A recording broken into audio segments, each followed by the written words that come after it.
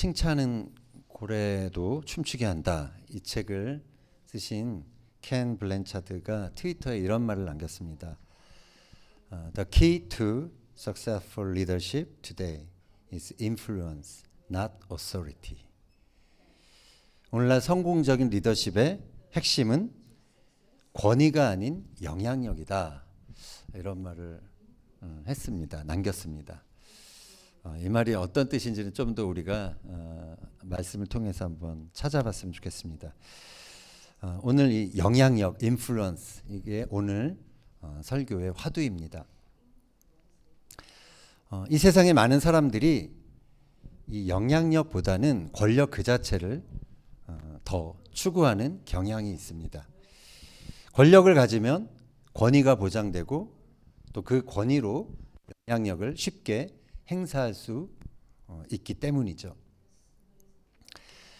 이번 주 토라 포션에는 권력을 통해서 영향력이 있는 사람이 되고자 했던 그 고라의 이야기가 나옵니다.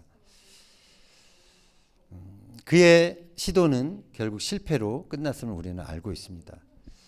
그 실패가 주는 교훈이 무엇인지 우리가 함께 살펴보면서 은혜를 나누고자 합니다.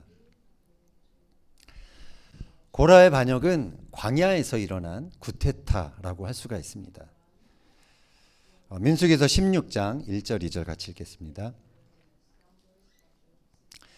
레위의 증손 고핫의 손자 이스알의 아들 고라와 루벤의 자손 엘리압의 아들 다단과 아비람과 벨렛의 아들 온이 당을 짓고 이스라엘 자손 총회에서 택함을 받은 자 곧 회중 가운데서 이름 있는 지휘관 250명과 함께 일어나서 모세를 거스르니라. 자, 이 쿠데타의 중심 인물이 고라였습니다. 고라는 레위 지파였습니다. 모세와 아론과는 사촌지간이었어요. 우리 잠깐 한번 그 족보를 보면 아브라함, 이삭, 야곱이 있고 야곱의 아들 레위가 있죠. 레윗의 세 아들이 있었는데 고핫이 또 그 중에 한 아들이었습니다. 고핫 자손에서 고핫의 아들 4명이 있었습니다. 첫 번째 아들이 암람이었고요. 그 암람에서 아론과 모세가 나왔습니다. 그리고 두 번째 아들 이스알, 여기에서 고라가 장남으로 태어났습니다. 그러니까 아론과 모세, 고라 같은 거의 뭐 동급이라고 그러면 그렇지만 같은 학렬에 있는 그러한 사람들이죠. 그래서 고라는 가문의 서열로 따지자면 넘버 3, 서열 순위 세 번째에 해당된다라고 할 수가 있습니다. 구약의 주석서인 미드라시에 의하면 고라가 애굽에서 요셉의 보물 창고를 발견했다고 합니다. 그래서 아주 큰 부자가 되었다고 그렇게 전해집니다. 그는 그 애굽에서 뭐를 했냐면 이스라엘 사람들이 이제 그 노동력에 동원이 될 때 그것을 주관했던 애굽 관원들에게 인원들을 할당해 준 그런 역할을 했다고 합니다.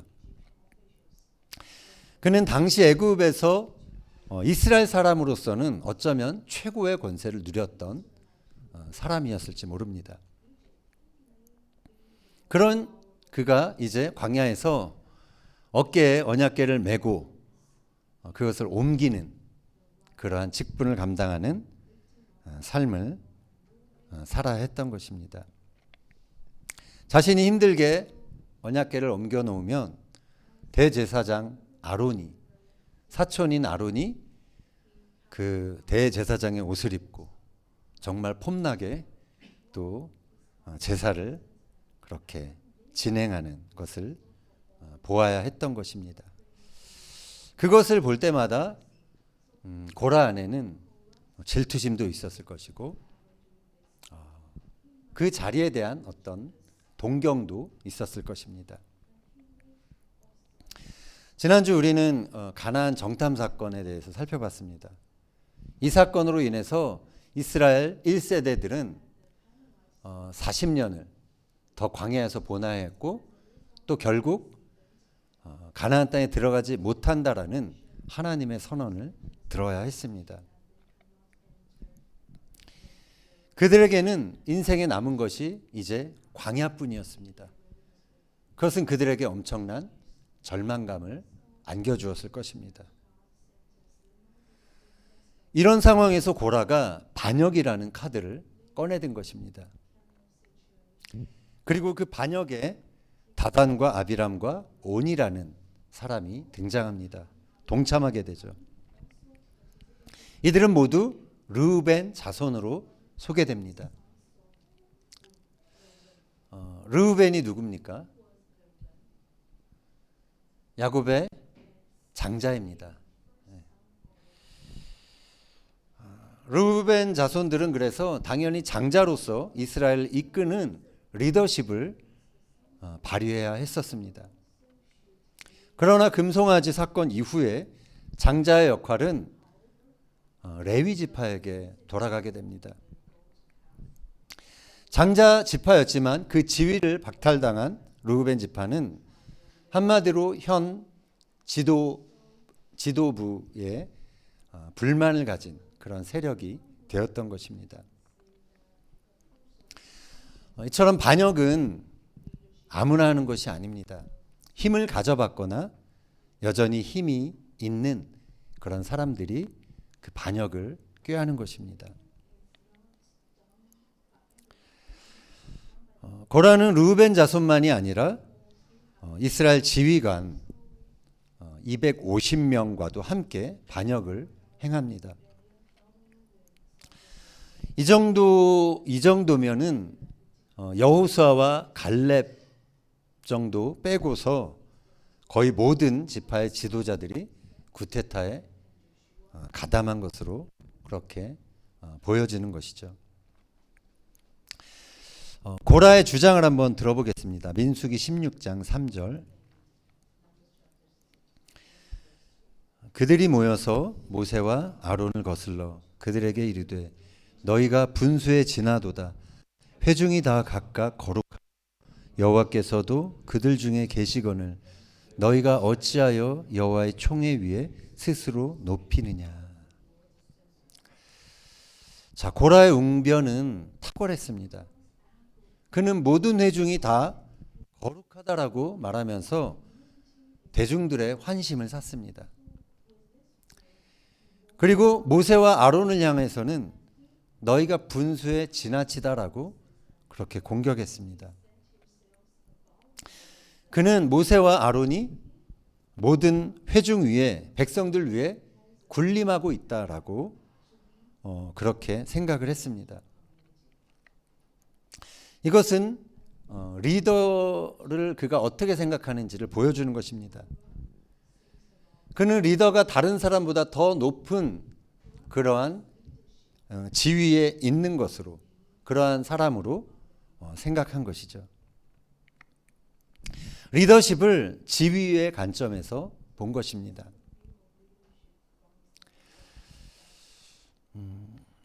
고라는 세상의 리더십과 영적 리더십을 구분하지 못했습니다. 하나님이 세우신 영적 리더십은 사람이 노력해서 오르는, 취하는 그런 자리가 아닙니다. 하나님의 선택과 예정에 의해서 주어지는 자리입니다. 고라가 하나님의 권위를 아는 사람이었다면, 하나님께서 부여하신 그 권위를 존중하는 사람이었다면, 그는 모세와 아론에게 끝까지 순종하고 따라갔을 것입니다. 그러나 그는 모세와 아론을 인간적인 그러한 눈으로 평가했습니다. 고라는 그들을 실패한 지도자로 평가했던 것이죠. 그때까지 가나안에 가지 못하고 계속해서 고생만 해야 했으니까 그들의 리더십에 대해서 이제 노골적으로 불만을 표시한 것입니다. 그리고 자신이 그들을 대신할 적임자라고 스스로 생각하게 된 것이죠. 그러나 그것은 어디까지나 그의 망상이었습니다. 하나님은 당신의 백성들을 가나안까지 이끄는 그 여정을 멈추실 수가 없었습니다. 그래서 광야에서 이 배역의 영을 심판하셔야 했던 것입니다. 결국 땅이 열리고 고라 편에 선 자들은 모두 그 땅에 삼켜졌습니다. 그들의 배역이 음부의 문을 열게 된 것이죠. 지휘관 250명도 여호와께로부터 불이 나와서 그 불에 살려지게 됩니다. 자, 고라가 그 포지션, 그 권력 그 자체가 아니라 영향력을 추구하는 사람이었다면 결과가 어떻게 달라졌을까요? 아마 그의 인생에 대한 평가가 달라졌을 것입니다. 그가 자신의 망상, 자기 스스로에 대한 확신, 그것을 쫓기보다 모세와 아론을 돕는데 그의 힘과 지혜를, 그의 영향력을 사용했다면 그는 아마도 이스라엘 민족이 처한 가장 위기의 순간에 가장 큰 영향력을 발휘한 그러한 인물로 기억되었을 것입니다. 그러나 고라는 결국 광야에서 가장 불명예스럽게 죽음을 맞이했습니다.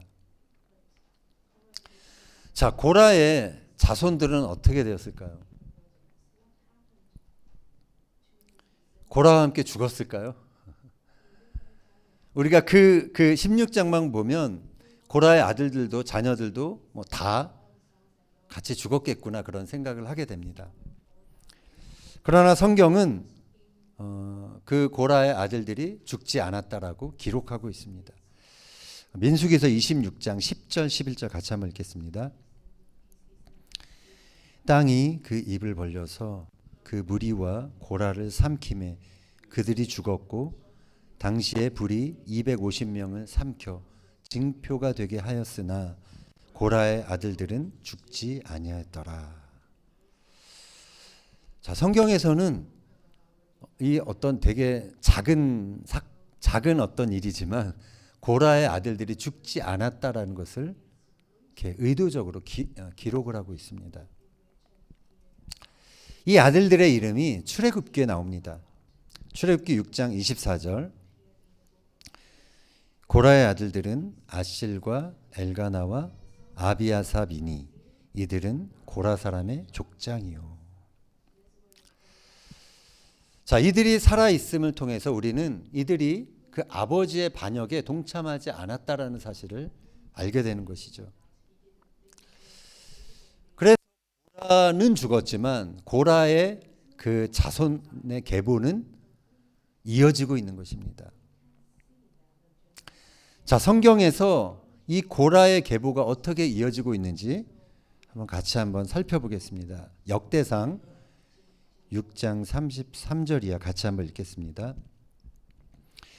직무를 행하는 자와 그의 아들들은 이러하니 고핫의 자손 중에 헤만은 찬송하는 자라.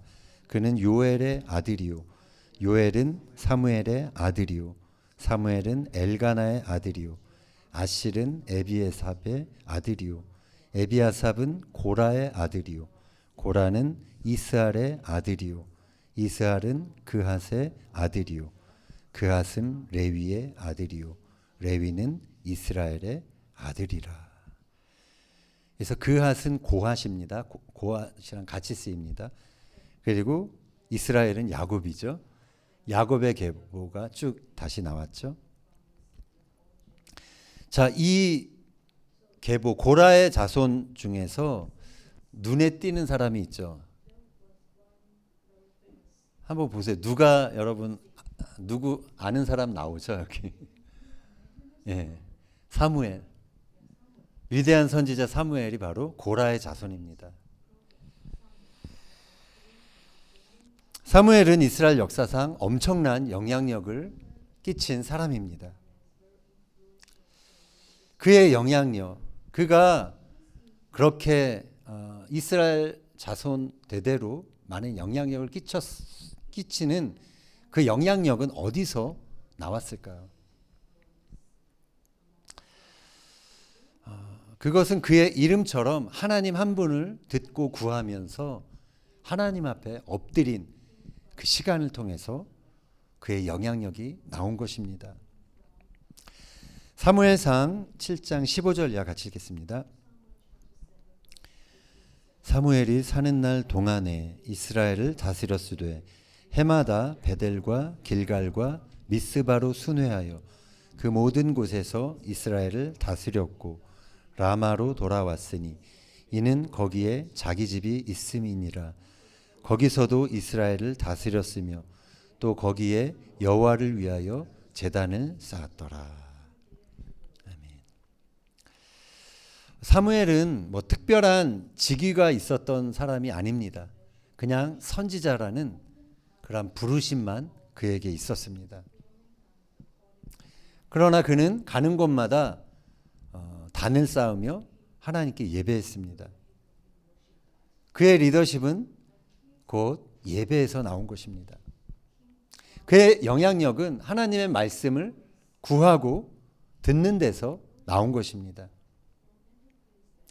그의 영향력은 사무엘이 사는 동안, 이런 표현이 여기에 많이 나오는데, 그가 사는 동안 이스라엘 전역에 미쳤습니다. 그리고 그가 죽은 이후에도 그의 행적이 성경에 기록되어 있기 때문에 그것을 읽는 많은 사람들에게도 그의 영향력은 남아있는 것이죠. 사라지지 않고 사람들의 마음속에 그의 영향력이 남아 있었던 것입니다. 우리가 아까 좀 전에 봤던 그 계보 중에서 또 우리가 알 수 있는 사람이 한 명 있습니다. 그것은 헤만이라는 사람입니다. 사무엘의 손자로 나오고요. 또 다윗 왕 때 찬양을 담당했던 그런 예배자였습니다. 시편에는 이 고라 자손이 쓴 그런 시들이 있습니다. 시편 42편 1절을 한번 보겠습니다. 타이틀이 이렇게 있습니다. 고라 자손의 마스길, 교훈, 인도자를 따라 부르는 노래.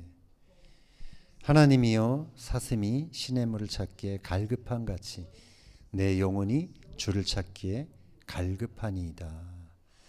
시편 88편도 잠깐 보겠습니다.